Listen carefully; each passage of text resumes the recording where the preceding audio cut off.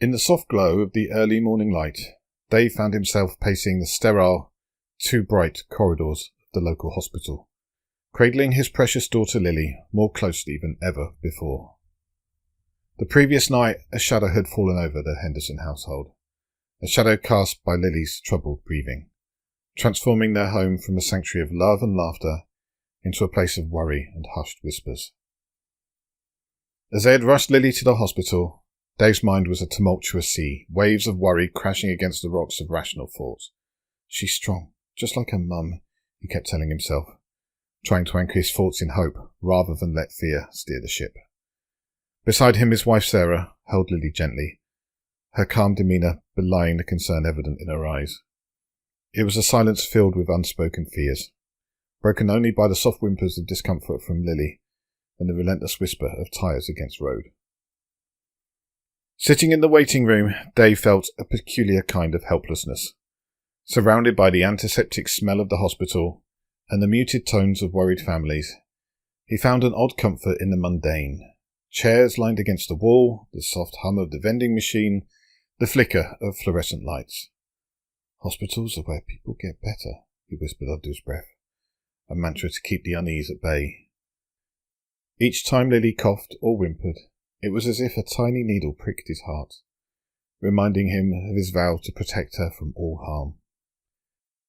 The wait for the doctor felt endless, time stretching and bending in cruel, unusual ways.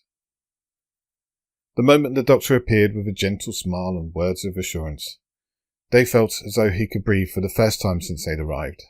Lily had a chest infection, nothing that a course of antibiotics couldn't cure.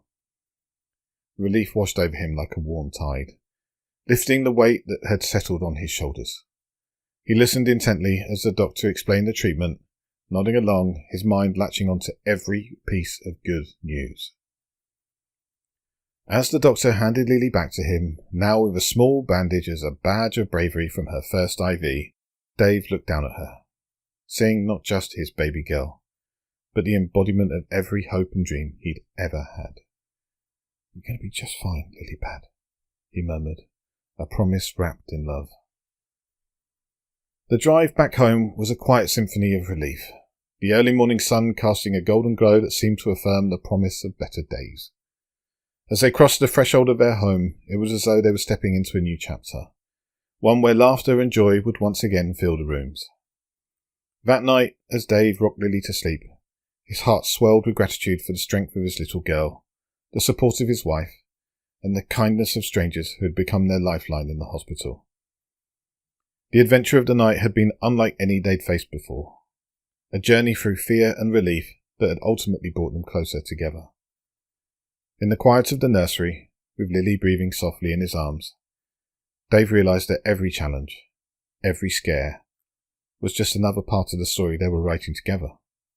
A story of love, resilience, and the unbreakable bonds of family. And so, in a house filled with love, under a sky painted with the hues of dawn, the Hendersons found peace once again. For in the heart of every trial lies the seed of hope, blossoming into the sweetest of victories.